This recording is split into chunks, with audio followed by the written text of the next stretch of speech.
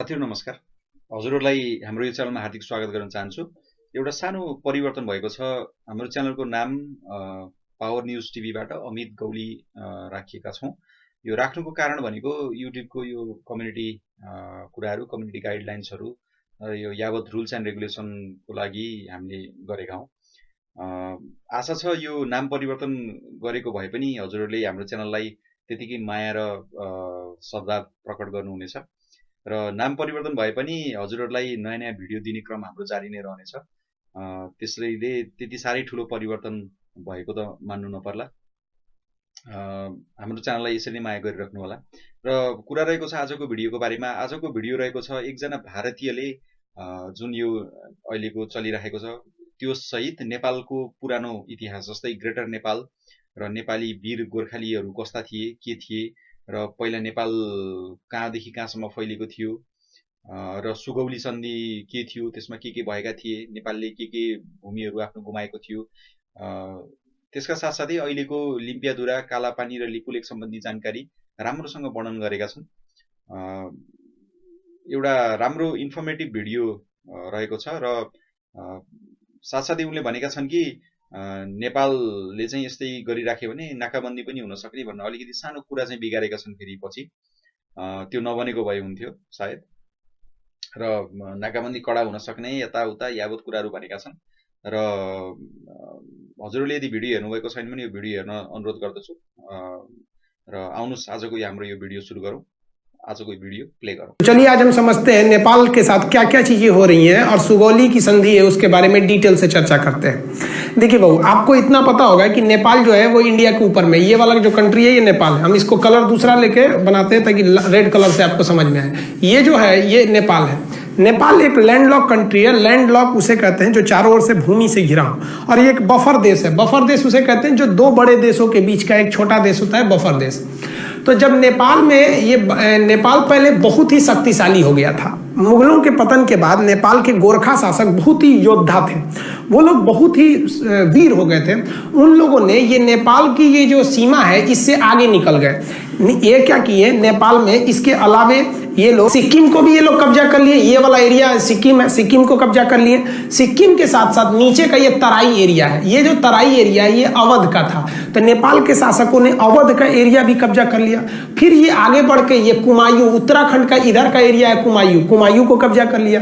इधर गढ़वाल को कब्जा कर लिया। कुमायूं और गढ़वाल को मिला देते हैं तो उत्तराखंड हो जाता है। इन दोनों को कब्जा कर लिया। और यहाँ थी सतलज नदी और ये थी तीस्ता नदी। तो नेपाल की जो सीमा बन गई वो सतलज नदी से लेकर कहां तक हो गई, ये तीस्ता नदी तक हो गई। ये यहाँ टी लिख देते हैं, तीस्ता एस फॉर सतलज। सतलज से तीस्ता नदी के बीच में इनकी क्या हो गई, सीमा बन गई। इतना लंबा इनका क्षेत्र हो गया। इन बढ़ते साम्राज्य को देखते हुए ब्रिटिशर्स, उस समय तो हम लोग स्वतंत्र थे नहीं, इंग्लैंड का कब्जा था हमारे ऊपर, तो जो ब्रिटिशर्स थे सब इंग्लैंड वाले, उन्होंने इसके साथ युद्ध कर दिया। उस युद्ध को कहते हैं एंग्लो नेपाल वार, आंग्ल नेपाल युद्ध। यह युद्ध चला 1814 से लेकर 1816 के बीच में। इस युद्ध में गोरखा बहुत वीरता से लड़े, लेकिन अंग्रेजों का हथियार अच्छा था, उनकी स्ट्रेटजी अच्छी थी। अंततः अंग्रेजों की जीत हो गई और 1816 में एक संधि साइन हुआ। उस संधि यानी समझौते का नाम था सुगौली की संधि। अब आपसे क्वेश्चन ये पूछ सकता है कि सुगौली की संधि कब साइन हुई थी। तो देखिए, सुगौली की संधि साइन हुई थी 1815 में, याद रखिएगा।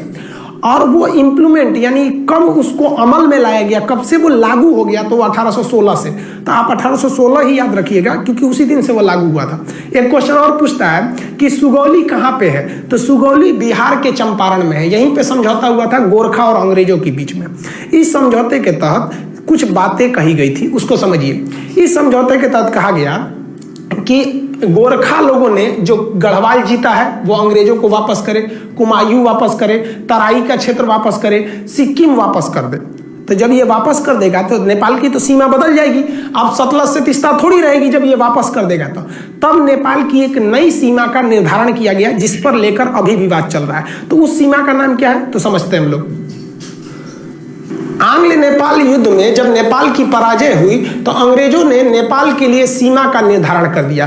उन्होंने कहा कि उत्तराखंड में जो शारदा नदी है, इसी शारदा नदी को ना नेपाल के लोग काली या महाकाली कहते हैं। तो जो महाकाली नदी है वो यहाँ से सीमा बनाएगी पश्चिम से, और इस सर में मेची नदी वो नेपाल से ही निकलती है। नेपाल का लास्ट नदी है मेची नदी। ये मेची नदी नेपाल से निकलकर बिहार के किशनगंज, इधर पे जिला है किशनगंज में महानंदा नदी से वर्तमान में मिल जाती है। तो ये इधर में महाकाली नदी बॉर्डर बन गया और यहाँ पर मेची नदी बॉर्डर बन गया। इन्हीं के बीच में क्या हो गया भैया, नेपाल हो गया। और नीचे में त्रिवेणी, आप पता होगा बिहार के चंपारण में त्रिवेणी बांध है, तो नीचे में त्रिवेणी नदी, तो ये नीचे का एरिया था, वो विवाद का कारण नहीं है। वर्तमान विवाद का काम महाकाली नदी। तो आप समझ गए। अब बात समझते हैं ये क्या चीज है, काला पानी और ये लेपुलेख विवाद, इस सब के बारे में। तो इतना समझे। अब नेक्स्ट स्लाइड में हम समझते हैं, ध्यान से समझिएगा। ये जो ट्रीटी थी, ट्रीटी को अगर आप ध्यान से देखेंगे इस पे, तो हम आपको समझा दिए थे। इंडिया नेपाल के बीच में एंग्लो नेपाल वार 1814 से 16 के बीच हुआ। सिगौली की संधि चंपारण में है 1816 में। कौन कौन से एरिया वापस करना पड़ा था, गढ़वाल, कुमायूं, तराई और सिक्किम का एरिया। नदी कौन कौन सी हो गई, महाकाली नदी से लेके, महाकाली नदी यहाँ से और इधर में मेची नदी के बीच में ये हो गया था। आप भले इसका स्क्रीनशॉट ले सकते हैं। पहले जो नेपाल था, पहले का नेपाल की सीमा यहाँ पे क्या थी, सतलज नदी, और इधर में तीस्ता नदी। लेकिन बाद में क्या कर दिया गया, नेपाल की सीमा को यहाँ पे ये हो गया आपका नेपाल में इधर बना दिया गया मेची नदी को, कि भैया पूरब में आपका मेची नदी और इस साइड में महाकाली नदी। तो ये सुगौली की संधि के बाद का है। नेपाल कहता है कि भैया हम इसी को मानेंगे। तो विवाद कहां से है, इसको मानेंगे। तो समझिए इसके बारे में। हालांकि इसका स्क्रीनशॉट लेना चाहते हैं तो ले सकते हैं, नहीं तो आप एक नोट्स बनाते चलिएगा। विवाद का कारण क्या है, तो उत्तराखंड से हम लोग को मानसरोवर यात्रा की शुरुआत करानी थी हम लोग को। तो मानसरोवर यात्रा कैसे होगा, तो ध्यान से देखिए। मानसरोवर यात्रा के लिए हम लोग एक बहुत लंबा रास्ता तय करते थे। मानसरोवर जाने के लिए हम लोग सिक्किम के यहाँ पर एक दर्रा है जिसका नाम है नाथुला दर्रा। इस नाथुला दर्रा से हम लोग कैलाश मानसरोवर जाते थे। यहाँ शंकर जी का स्थान है कैलाश मानसरोवर पर्वत पर, महाकाल। तो यहाँ हम लोग जाते थे जो श्रद्धालु हैं। तो भारत सरकार ने सोचा कि क्यों ना हम इन लोग को उत्तराखंड के रास्ते पहुंचा दें। यहाँ पर भी एक दर्रा है जिसका नाम है लेपुलेख दर्रा।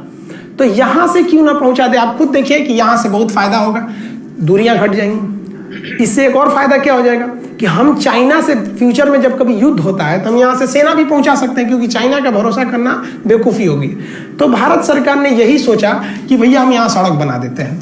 तो भारत सरकार में जितनी भी सीमा पर सड़कें बनेंगी बॉर्डर पे, वो बनाने का काम करता है border road organisation BRO। Border road organisation BRO ये सेना के अंडर में एक संस्था है, यही काम करती है। ये क्या करेगी भैया, बॉर्डर पे सड़कें बना। अब विवाद कैसे हो गया, देखिए यहाँ पर काला पानी एक जगह का नाम है, काला पानी तक सड़क थी। उस सड़क को आगे बढ़ाकर लेपुलेख दर्रा तक लाया गया। यह सड़क की लंबाई थी 80 किलोमीटर। अब नेपाल कह दिया कि भैया आप ये जो सड़क बनाए हैं 80 किलोमीटर, ये हमारे एरिया में है, क्योंकि काला पानी और लेपुलेख दर्रा, लेपुलेख ये तीनों देशों के सीमा पर है। इधर में नेपाल, इधर में इंडिया, इधर नेपाल, इधर चाइना। तो ये जो आप सड़क बनाए ना, ये सड़क गलत है, ये हमारे एरिया में आप मत बनाइए। नेपाल कह रहा है कि हम सुगौली की संधि को मानते हैं, भारत कह रहा है कि हम भी उसी को मानते हैं। फिर विवाद कैसे हुआ, समझिए ध्यान से। देखिए आप इसको समझिए कि नेपाल है, यहां मान के चलिए नेपाल है, ये नेपाल हो गया, और यहां पर उत्तराखंड है, इधर का एरिया ये उत्तराखंड में। जो महाकाली नदी है उसकी 3 ठो शाखाएं हैं। ध्यान से समझिए, आप नक्शा को देखिए। जिसको हम ब्लैक कलर से किए हैं ये नेपाल है, और ये जो रेड कलर से बना दिए हैं ये इंडिया का उत्तराखंड राज्य है। अब सुगौली की संधि कहा गया था कि ये जो ब्लू कलर की नदी आ रही है, ये महाकाली नदी, ये नेपाल और इंडिया का बॉर्डर बनाएगी। दिक्कत इस बात की है कि नदी का उद्गम जो है वो 3 नदियों से मिलकर होता है। एक इधर वाले का नाम है लिम्पियाधुरा, इधर जो है लिम्पियाधुरा, तो सबसे इधर वाला एरिया है लिम्पियाधुरा, इधर में हो गया काला पानी, और सबसे लास्ट में है लेपुलेख। सबसे लास्ट में लेपुलेख। इंडिया कहता है कि जो महाकाली नदी शुरू हो रही है वो लेपुलेख से शुरू हो रही है। कहां से शुरू हो रही है, लेपुलेख से। इसलिए लेपुलेख से जब ये शुरू हो रही है तो इधर का पूरा एरिया मेरा हो गया। नेपाल क्या कह रहा है ससुरा कि जो महाकाली नदी शुरू होती है वो लेपुलेख से नहीं शुरू होती है। नेपाल कहता है कि यह लिम्पियाधुरा से शुरू होती है। लिम्पियाधुरा से जब शुरू होती है तो ये बॉर्डर होना चाहिए, यानी सारा का सारा झमेला ये इसी एरिया के लिए। ये हल्का सा जो एरिया इसको हम दूसरे किसी कलर से कर देते हैं, ये एरिया से विवाद है। सारा विवाद इसी एरिया को लेकर हो रहा है। अब आपको बता दें कि ये जो एरिया है, इस एरिया पर पहले से कब्जा इंडिया का है। ये जो ट्राई जंक्शन है तीनों का एरिया, इस पर अधिकार पहले से इंडिया का है। तो नेपाल कह रहा है कि भैया मेरा है, आप खाली करिए। नेपाल को ये गर्मी कहाँ से है भैया? इतना जुनून जो कभी हमसे आंख मिला नहीं सकता था, आज इतना बढ़ के बोलने लगा। समझिए इसके बारे में। तो ये समझ गए, बॉर्डर रोड ऑर्गेनाइजेशन ने एक न्यू सड़क बनाई थी। कहाँ से? कालापानी से लेपुलेख तक 80 किलोमीटर। किस लिए? मानसरोवर यात्रा पर जाने के लिए। अब नेपाल ने एक नया नक्शा लगा दिया। नेपाल ने अपने नए नक्शा में लिम्पियाधुरा को, काला पानी और लेपुलेख, यानी ये पूरे एरिया को अपने नक्शा में दिखा दिया कि भैया ये पूरा एरिया नेपाल का है। इसने अपने नक्शा में दिखा दिया। इंडिया ने कहा भैया हम ये नक्शा को नहीं मानते, ये नक्शा गलत है। वो कहता कि नहीं आप मानिए, क्यों नहीं, ये सुगौली की संधि 1816 की बात है। तो आप समझ रहे हैं ना, वो उद्गम से एक झमेला है कि कहाँ से माना जाता है यहाँ पर। अब थोड़ा समझिए नेपाल ऐसा क्यों कर रहा है। नेपाल में अभी जो सरकार है वो सरकार है नेपाल कम्युनिस्ट पार्टी की। जैसे अपने यहाँ भारत में बीजेपी की सरकार है, उसी तरह फिलहाल नेपाल में नेपाली कम्युनिस्ट पार्टी है। ये चाइना की कम्युनिस्ट पार्टी से बहुत मैच करती है, दोनों की विचारधारा मैच करते हैं, इसलिए ये चाइना की ओर बहुत बह रहे हैं। और उसके प्राइम मिनिस्टर हैं KP शर्मा ओली। ये तो समझिए कि एकदम बैठे हैं चाइना की गोद में जाने के लिए तैयारी में। इनको समझ नहीं आ रहा है कि चाइना इनको बर्बाद करेगा। चाइना किसी को भी अपने डेफ्ट ट्रैप में बिछा लेता है, यानी कर्जा देकर उनको फंसा लेता है। इतना ना कर्जा दे देता है औकात से ज़्यादा कि ये कर्जा चुका नहीं पाते हैं। उसके बाद कहता है कि मेरा कर्जा लाइए, तो ये कुछ कर नहीं पाते, कहते नहीं है। तो चाइना कहता है तब मेरी बात मानिए। यही चाइना करना चाहता है। किनके साथ? नेपाल के साथ। इनको शर्म नहीं आ रही, समझ में भी नहीं आ रहा है और शर्म भी नहीं आ रही है। कैसे नेपाल चाइना के कहने पर ये सारा विवाद खड़ा किया है। और हद तब हो गया जब कल नेपाल के prime minister KP Sharma Oli ने क्या कहा, India spread corona virus in Nepal, यानी भारत के लोग नेपाल में कोरोना वायरस फैला रहे हैं। सोचिए, भारत के लोग फैला रहे हैं। हद हो गया भाई। हिंदुस्तान ने नेपाल को 2 लाख टैबलेट दिया था हाइड्रोक्सीक्लोरोक्विन का, 2 लाख टैबलेट दिया था नेपाल को पैरासीटामोल का, और वो भी उससे पैसे नहीं लिया था, गिफ्ट में दे दिया था कि भैया आप हमारे पड़ोसी हैं। और अमेरिका को हम लोगों ने पैसे में बेचा था। उस गिफ्ट का नतीजा ये है कि हम लोग कोरोना वायरस फैला रहे हैं। और क्या बोला ये KP शर्मा ओली ने कि Indian corona is more lethal. Lethal मतलब होता है खतरनाक। मतलब इंडिया का जो कोरोना वायरस है वो अमेरिका, इटली और चाइना के वुहान वाले कोरोना से ज्यादा खतरनाक है। हद है भैया आपका। ये है KP शर्मा ओली, इनको समझ में नहीं आ रहा है। तो आप ये समझे ना कि लिम्पियाधुरा का मेन विवाद क्या है। लिम्पियाधुरा उत्तराखंड के पिथौरागढ़ जिला में आता है। यह समझ में आ गया आपको। अब आगे समझाते हैं और क्या चीज़ है। इसका स्क्रीनशॉट लेना चाहे तो ले सकते हैं।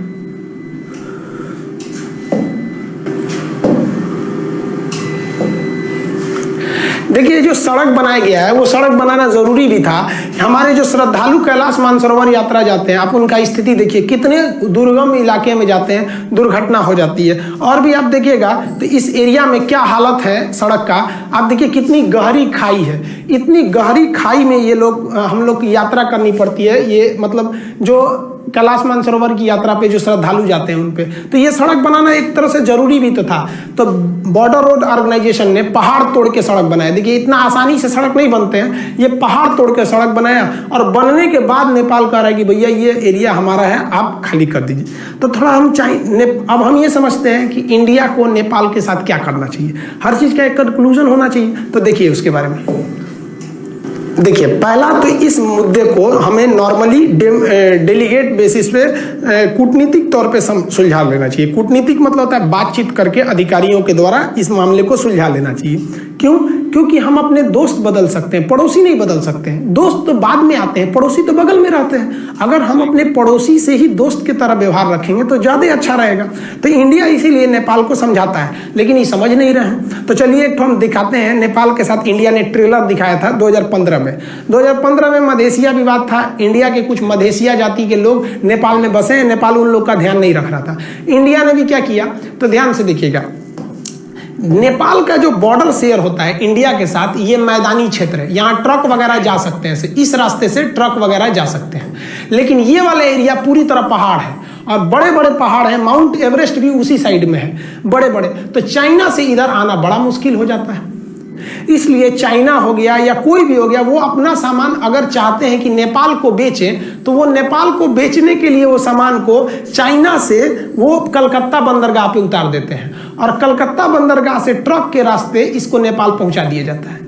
इसका मतलब नेपाल पूरी दुनिया से अगर चाहता है जुड़े, तो उसके लिए दो ही रास्ते हैं, या तो भारत या तो चाइना। अब समझिए भारत और चाइना में क्या प्रॉफिट है उसको। अगर कोई आलू आप नेपाल भेजते हैं इंडिया के रास्ते, तो ट्रांसपोर्ट को जोड़कर अगर खर्चा निकालिएगा तो 1 किलो आलू अगर 10 रुपया है, तो नेपाल पहुंचते पहुंचते वो 10 रुपये किलो का आलू 12 रुपये किलो हो जाएगा, क्योंकि यहाँ ट्रक वगैरह का भाड़ा भी जोड़ना है। लेकिन वही आलू जो 10 रुपये किलो अगर आप चाइना की ओर से भेजिएगा, तो ये आलू 250 रुपये किलो हो जाएगा। इतना भयानक इधर मतलब पहाड़ है, सबकी जा ही नहीं पाएंगे आप यहाँ पे। तो इसलिए नेपाल को भी सोचना चाहिए कि भैया अगर भारत ने यहाँ से ब्लॉक कर दिया तो हालत खराब हो जाएगा। 2015 में भारत ने यहाँ से ब्लॉक कर दिया था, 2 महीने तक ब्लॉक कर दिया। 2 महीने में नेपाल का ये हाल हो गया कि नेपाल के जहाजों के पास पेट्रोल नहीं था। वो नेपाल के प्रधानमंत्री बोले थे कि कोई भी जहाज अगर नेपाल में आता है ना, तो आप वो जहाज का पेट्रोल लेके आइएगा, हमारे यहाँ पेट्रोलों नहीं बचा हुआ है। ये हाल हो गया है नेपाल का। तो अगर इंडिया ब्लॉकेज लगा देता है तो नेपाल कहीं का नहीं बच पाएंगे।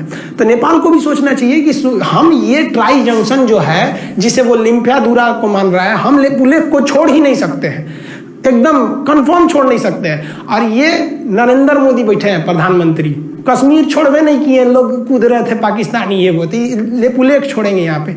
इनका भी दिन खराब चल रहा है, विनाशकालीन विपरीत बुद्धि। आप समझदार हैं, आप भी समझते हैं ये सब चीज़ों के बारे में। तो ये टोटल ट्राई जंक्शन का विवाद था। आप होप आप समझ गए होंगे काला पानी। तो काला पानी, लेपुलेख, लिम्पियाधुरा, ये एरिया जो है ये कहाँ पर है? पिथौरागढ़ उत्तराखंड में है। तो नेपाल को इंडिया की कितनी ज़रूरत है आप समझ सकते हैं। और हम लोग ने कभी भी नेपाल का बुरा नहीं चाहा है। इवन हमको नेपाल के बारे में भी सोचना चाहिए। हिंदुस्तान ने ऐसा कोई युद्ध नहीं जीता है जिसमें नेपाल के गोरखा भाइयों का खून न बहा हो। हमारे जनरल थे मानिक साहब, बहुत ही बहादुर फील्ड मार्शल, जनरल से भी ऊपर का पद होता है फील्ड मार्शल। इतना ऊपर पद होता है सेना में कि आज तक 2 ही लोग को मिला ही, KM करियप्पा और मानिक शाह। मानिक शाह ने बोला था कि अगर तुमसे कोई कहता है कि मुझे मरने से डर नहीं लगता है, तो समझ जाना वो झूठ बोल रहा है, या तो वो गोरखा सिपाही है। तो भारत में गोरखा सैनिक भी है। तो हमें ये भी देख के चलना है कि नेपाल से अच्छा संबंध बना के रखें, ताकि वहां से हमारे देश में गोरखा सैनिक आ सके। बहुत ही योद्धा होते हैं और पहाड़ों पर लड़ने के लिए माहिर होते हैं। और कश्मीर में पहाड़ी एरिया में वो बहुत कुशलता से अंजाम दे सकते हैं। कारगिल की लड़ाई में भी वो लोग भाग लिए थे। हम भी भगवान से दुआ करते हैं कि भाई जल्दी जल्दी, एक तो कोरोना का संकट है, उस पर से एक नया संकट लेके चले आए, तो इसको भी जल्दी से सुलझा लेंगे, नेपाल और भारत के इस रिश्ते को। आई होप आप इसको समझ गए होंगे। नेक्स्ट हम आपको समझा देंगे कि टूर ऑन ड्यूटी क्या चीज है। साथीहरु, हजुरले भिडियो त हेर्नुभयो होला, कस्तो लाग्यो हजुरलाई यो भिडियो? यसमा म टिप्पणी के गर्न चाहन्छु भन्दा, जसरी प्रस्तुताले एउटा कुरा भन्नुभयो कि नेपालको कसरी त्यो हिम्मत आयो आँखामा आँखा जुदाएर कुरा गर्ने, यताउता सबै कुराहरू भन्नुभएको छ। म उहाँलाई एउटा के कुरा भन्न चाहन्छु भन्दा, जब भारतमा अङ्ग्रेजहरूले शासन गरेका थिए, जब भारत अङ्ग्रेजहरूको उपनिवेशको रूपमा थियो, त्यो बेलामा नेपालको शासक त्यो बेलामा जङ्गबहादुर थिए। उनले भारतलाई कब्जा गर्ने अङ्ग्रेजहरूको देश बेलायतमा गएर उनीहरूसँग डिनर गरेका थिए, एउटै टेबलमा बसेर। यो कुरा चाहिँ भारतले, साथीहरूले बुझ्नु पर्यो। यो कुरा चाहिँ त्यो बेलामा हामी स्वतन्त्र थियौँ, भारत उपनिवेशमा थियो अङ्ग्रेजहरूको। त्यो बेलादेखि नै हामी स्वतन्त्र राष्ट्र हौँ, होइन? त्यो बेलामा त अझै जङ्गबहादुरले गएर डिनर गरेका थिए। अझै राजा त गएका पनि थिएनन्। जङ्गबहादुर श्री 3, राजा श्री 5 भनिन्थ्यो त्यो बेलामा। त्यसैले त्यो बेलादेखिको सार्वभौम सम्पन्न देश, स्वतन्त्र, कसैको गुलामी नगरेको देशलाई चाहिँ त्यस्तो भन्दाखेरि अलिकति विचार गरेर भन्नु पर्यो। एउटा त्यो कुरा भयो। र अर्को कुरा के छ, हुन त अहिले ठिक छ, अहिले नेपाल बिग्रेको छ, अलिकति भद्रगोलको व्यवस्था छ। जुन हिसाबको नेपाल पहिला थियो, सम्पन्न, अलिकति शक्तिशाली पनि थियो, र एउटा जुन नेपालको इज्जत थियो त्यो अहिले छैन होला। तर त्यो भयो भन्दैमा सधैँ त्यस्तो पनि नरहला, परिवर्तन होला, समय हामी अझै राम्रो बन्दै जाउँला, हामी प्रगति गर्दै जाउँला, त्यो कुरा छुट्टै छ। तर अलिकति बोल्दाखेरि चाहिँ त्यो चाहिँ विचार गर्नुपर्ने देखिन्छ। र अर्को कुरा के छ भन्दाखेरि यो सबैको जुन जड रहेको छ यो सब के हो भन्दा नेपाल भारतप्रति अति नै भर पर्ने, अति नै डिपेन्डेन्ट भयो भारतप्रति। हामी भारत प्रति हरेक कुरामा चाहिँ हामी भारतको सहारा लिनुपर्ने स्थिति, खानेकुरादेखि लिएर लाउने लत्ता कपडा गाडी पेट्रोल बाटोघाटो पनि भन्छन्, सबै कुराहरू भारतमा हामी निर्भर भयौँ। त्यसैले अब दुईटा कुरा, या त भुटानले जस्तो लौ अब हामी तिम्रै शरणमा छौँ भारत, जे गर्छौ गर, मारे पाप पाले पुण्य भनेर यसरी घाँटी यसरी तिर्स्याउनु पर्यो भारतको अगाडि, ताकि अहिलेको भुटानको जस्तो होस्। एउटा नाम चाहिँ छुट्टै राष्ट्र छ तर सबै इन्डियाको नै चल्ने हुन्छ होइन, अघोषित उपनिवेश जस्तो भनौँ एक हिसाबले।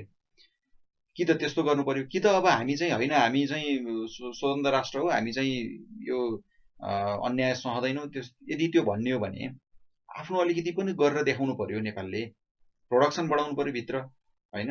अब त्यत्रा जग्गाहरू बाँझा छन्, त्यो जग्गाहरूको युज गर्नु पर्यो। एटलिस्ट तरकारी खेती गर्न सकिन्छ, आदि पशुपालन गर्न सकिन्छ, त्यसमा त हामी आत्मनिर्भर गर्न सक्छौँ।